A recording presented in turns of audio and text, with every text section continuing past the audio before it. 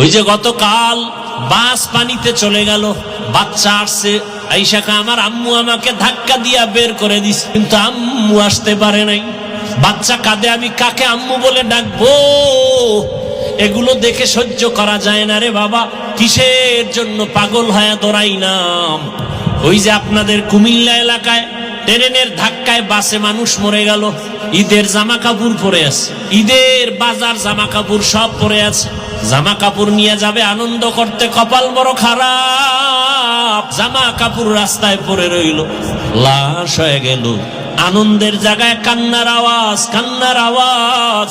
আপনাদের পার্শ্বে নোয়াখালী ওমরা করতে গিয়া মা বাবা সন্তান সহ সব অ্যাক্সিডেন্ট করে মারা গেছে, একটা মেয়ে বেঁচে আছে, এটারে নিয়ে আসছে দেশে, জানায় না তোর মা বাবা মরে গেছে, বলছে হসপিটালে অসুস্থ। যখন আর লাশ আনতে পারে না, ওই মেয়েটাকে এতদিন খেলনা দিয়ে আনন্দ দিছে, কিন্তু যখন কানে আওয়াজ দিছে তোর আব্বু আম্মু নাই, বাচ্চাটা হাউমাউ করে কান্না করে, আমি কাকে আম্মু বলে ডাকবো, কাকে আব্বু বলে ডাকবো? কিসের আনন্দ রে বাবা? এমন একটা দিন নাই যে যুবকের লাশ নাই। তারপরে বলছি যুবক, কয়দিন আর গুনাহ করবি? মানুষের মনে শখ থাকে, সিনেমা হলের মধ্যে গেলে কি না জানি মজা, পার্কে পার্কে গেলে কি না জানি মজা। মনের শখে কম তো যাও না, এবার পায়ে হাত রেখে বলি তওবা করে ফিরে যাও। মনের শখে দাড়ি কাটছো, কি জানি মজা, এবার হাতে পায়ে অনুরোধ করে ধরে বলি এবার তওবা করো। মনে শখ লাগছে নারীদের নাচ গান দেখবা মজা, মনের শখ মিটায় নাচ গান করছো, এবার ফিরে যাও, তওবা করো। আগামীকাল বেঁচে থাকার গ্যারান্টি আছে? আগামীকাল বেঁচে থাকার গ্যারান্টি নাই।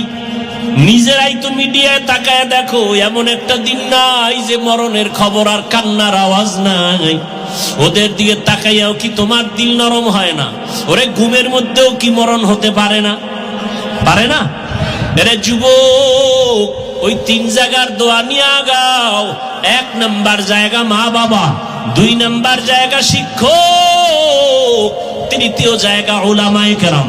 এই 3 জায়গার দোয়া নিবা, কসম আল্লাহ জীবনটা ধন্য হবে। ডাক্তার হলো, প্রফেসর হলো, ইঞ্জিনিয়ার হলো, এমপি হলো। আর এই 3 জায়গায় যদি বেয়াদবি করো, ডাক্তার হলেও জুতার বাড়ি, ইঞ্জিনিয়ার হলেও জুতার বাড়ি। মা বাবার দোয়া নিয়ে চলো, শিক্ষকের দোয়া নিয়ে চলো, ওলামায়ে কেরামের দোয়া নিয়ে সামনে আগাও।